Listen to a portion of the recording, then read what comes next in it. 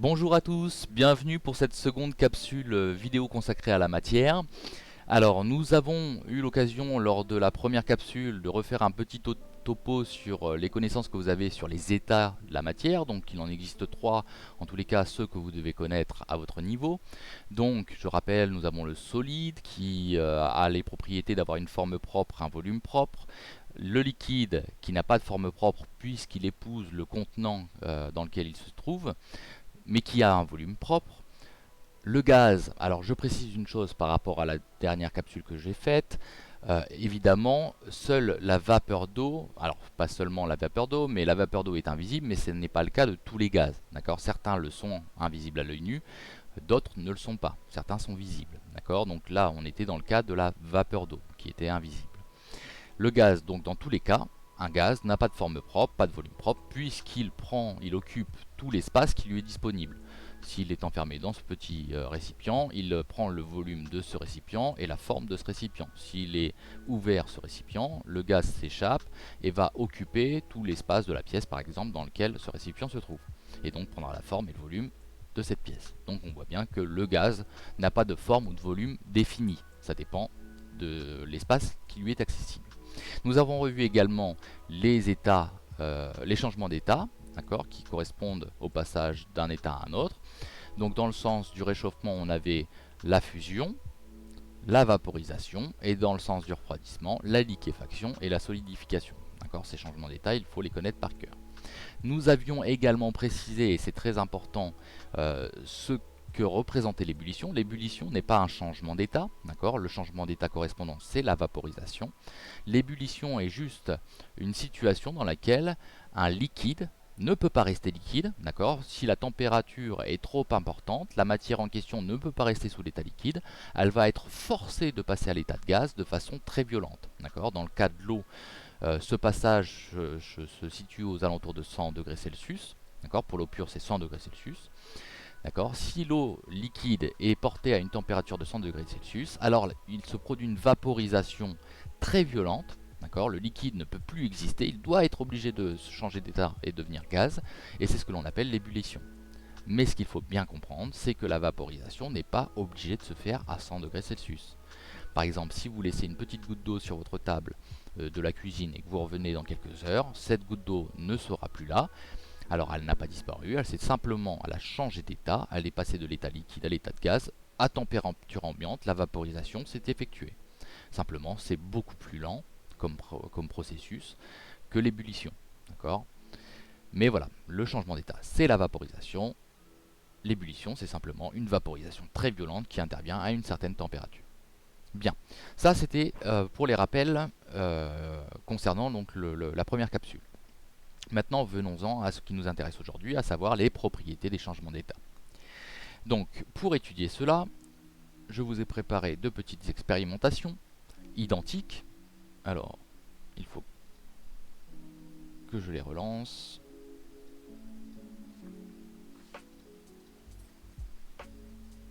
Donc, nous allons étudier dans un cas la solidification de l'eau pure et dans l'autre la solidification de l'eau salée. D'accord. Dans mes tubes à essai ici, j'ai de l'eau pure, ici un mélange d'eau et de sel.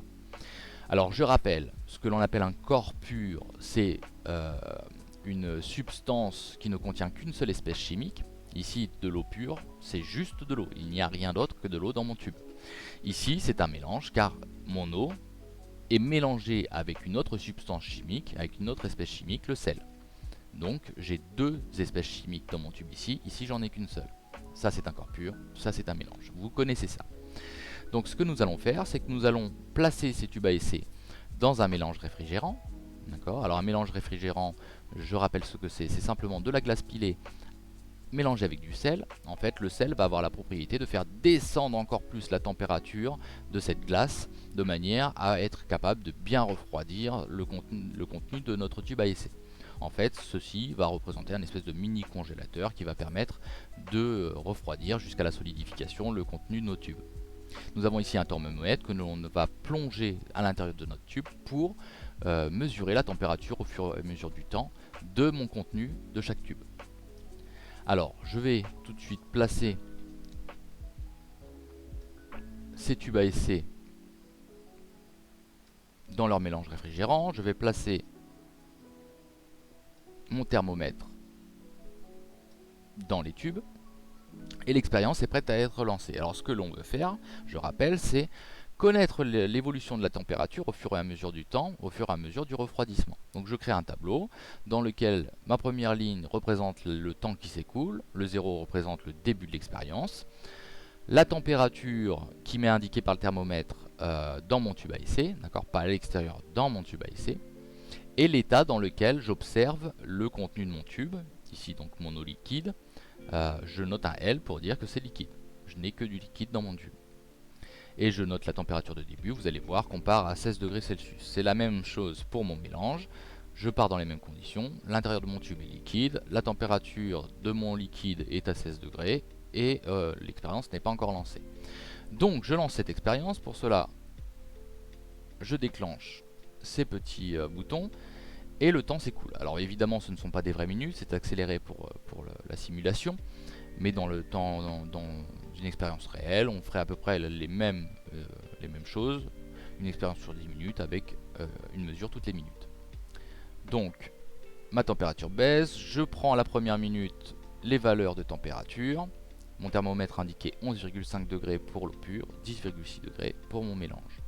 L'intérieur de mon tube est toujours liquide, d'accord, j'observe tout ça, et j'attends la deuxième minute. Donc ma température continue à baisser dans les deux cas, je vais prendre la mesure, deuxième minute, dans les deux cas. J'observe l'intérieur de mon tube à essai, c'est toujours liquide, donc j'ai toujours un L qui est indiqué dans la case. Je note l'état dans lequel j'observe les choses. Donc on attend la troisième minute, et on va noter cette température, et celle-ci. Donc encore une fois, je reporte la température, troisième minute, j'avais 2,8 degrés, et c'était liquide. De la même façon, ici j'avais 0,4 degrés et c'était également liquide. Donc j'observe bien, à un instant donné, le refroidissement sera suffisant pour que la solidification commence. Et je vois là, je commence à voir apparaître sur les côtés des petites surfaces blanches qui sont en fait l'apparition du solide. En fait, mon eau liquide au contact des parois froides, d'accord, commence à solidifier. Évidemment, ça se fait sur les contours, puisque ce sont les contours qui sont au contact du froid du réfrigérant. Le centre est un peu protégé pour l'instant, mais on voit que le froid diffuse au fur et à mesure vers le centre du tube, et mon eau liquide, qui est emprisonnée là dans ma glace, continue à se transformer petit à petit en glace sur les surfaces. C'est le même cas dans le mélange.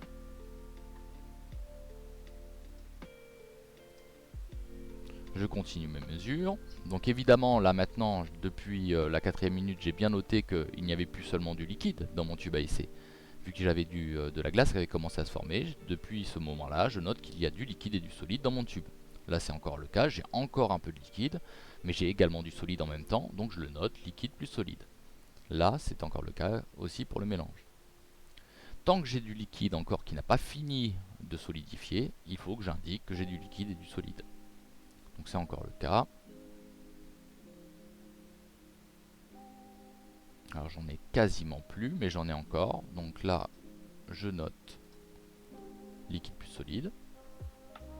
Bon, cette fois, je pense que c'est totalement solidifié. Il n'y a plus une seule goutte de liquide qui n'ait pas changé d'état ici.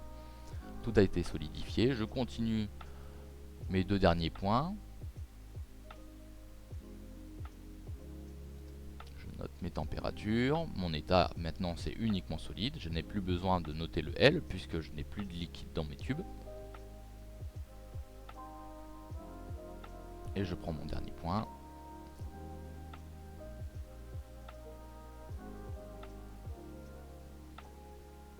Et je termine ainsi mon expérience. Bien. Donc mes températures étant enregistrées dans mon tableau, maintenant je veux pouvoir les exploiter. Alors exploiter les données dans un tableau, ça n'est pas évident. Donc ce que l'on va faire, c'est que l'on va reporter ces points dans un graphique pour observer graphiquement ce que l'on obtient quand on refroidit un corps pur et un mélange, en tous les cas ici de l'eau et de l'eau salée. Donc je mets mes températures, je vois qu'ici j'ai mon... Alors, hop, ici j'ai mon axe des temps, d'accord, le petit t note le temps, qui s'écoule, donc 1 minute, 2 minutes, 3 minutes, 4 minutes, ainsi de suite, comme dans mon tableau. Et ici, j'ai mon axe des températures, donc qui va de 1 en 1 degré, 2 degrés, 3 degrés, 4 degrés, 5 degrés, et ainsi de suite. Et dans l'autre sens, on va dans le sens des négatifs, -1, -2, -3, -4, -5, -6, et ainsi de suite. Donc je vais venir placer mes points ici, je prends mon premier point au début de mon expérience, donc à t égale 0. D'accord, mon chronomètre n'est pas encore lancé. Donc je suis ici. Là, mon axe de détente, mon expérience, début d'expérience, il est ici. Ma température est de 16 degrés. Donc il faut que sur cet axe-là, j'aille chercher 16 degrés au niveau du 0. Donc 15, mon 16 est ici. Je place un point. Ensuite, à la première minute, je suis ici et ma température est de 11,5. Donc je vais chercher l'intersection entre 1 minute et 11,5 degrés, 11,5, 10, 11, 11,5. Je suis quelque part ici. Pour 2 minutes, 7,2 degrés, donc 5, 6, 7. Je suis un petit peu au-dessus du 7. Je croise avec la barre des 2 minutes.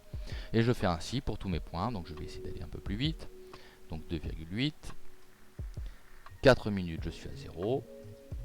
5, 6, 7, 8 minutes, je suis toujours à 0.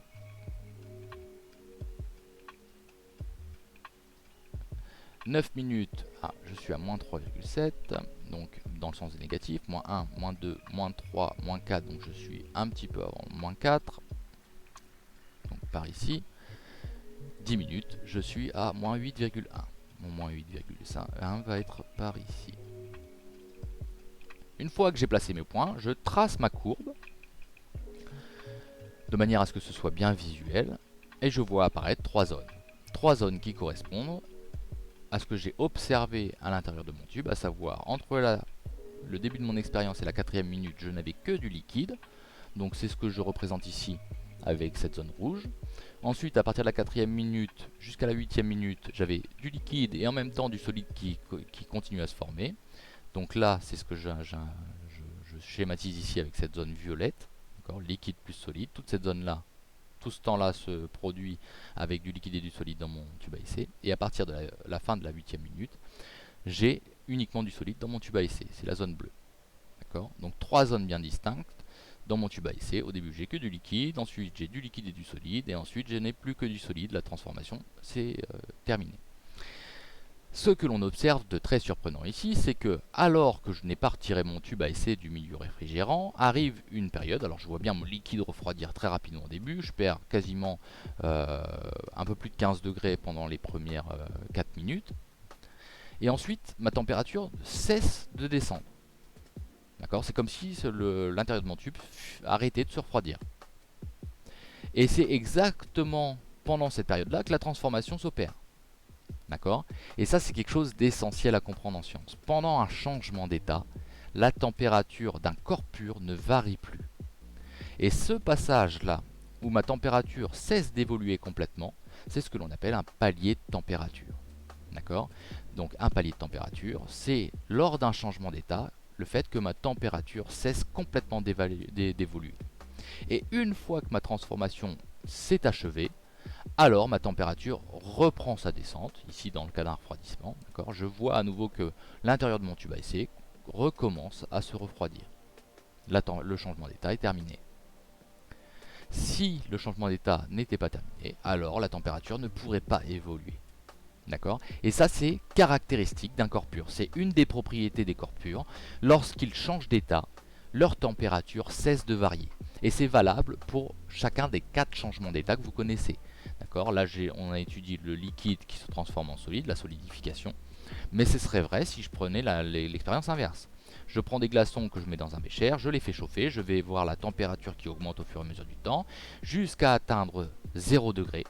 À partir de 0 degré, je vais voir mes glaçons commencer à fondre, donc du liquide apparaître. La fusion commence à s'opérer, mais elle ne se fait pas instantanément, d'accord? Il faut du temps, ça prendra un certain temps. Et pendant tout ce temps-là, ma température n'évoluera plus du tout. Et à partir du moment où mon glaçon aura totalement fondu, qu'il sera totalement devenu liquide, alors ma température, je vais voir la température du liquide recommencer à augmenter. Donc ce palier de température qui est valable pour la solidification est exactement le même si je faisais la fusion d'un glaçon. D'accord? Et ça se ferait exactement à la même température. J'aurais dans les deux cas un palier de température à 0 degrés Celsius. Et c'est ça la seconde information qu'il faut comprendre, c'est que non seulement lorsque j'ai un palier de température, je peux dire c'est un corps pur, mais en plus de cela, si je connais cette température qui correspond, alors je peux même identifier quel est ce corps pur. Exemple ici, 0 degré, si vous avez ce graphique sous les yeux, alors vous êtes capable de me dire c'est un corps pur, et puisque le palier de température du changement d'état est à 0 degré, alors c'est forcément de l'eau. Il n'y a que l'eau qui ait un palier de température à 0 degré Celsius. Bien sûr, tous les corps purs ont une température de changement d'état, un palier de température comme ça, à une température qui leur est propre. Et personne, aucun corps pur ne partage le palier de température d'un autre corps pur. Et c'est ça qui est incroyable, c'est que connaître la température d'un palier de température, eh bien c'est connaître le corps pur en question. Donc de l'or a une température de changement d'état, un palier de température à une température bien précise. Le fer une autre, le cyclohexane une autre, l'éthanol une autre, enfin, tous les corps purs. D'accord? Donc évidemment on ne vous demande pas de connaître les températures de chaque corps pur, uniquement celle de l'eau. D'accord? Donc la fusion et la solidification, le palier de température correspondant dans les deux cas c'est 0 degré Celsius.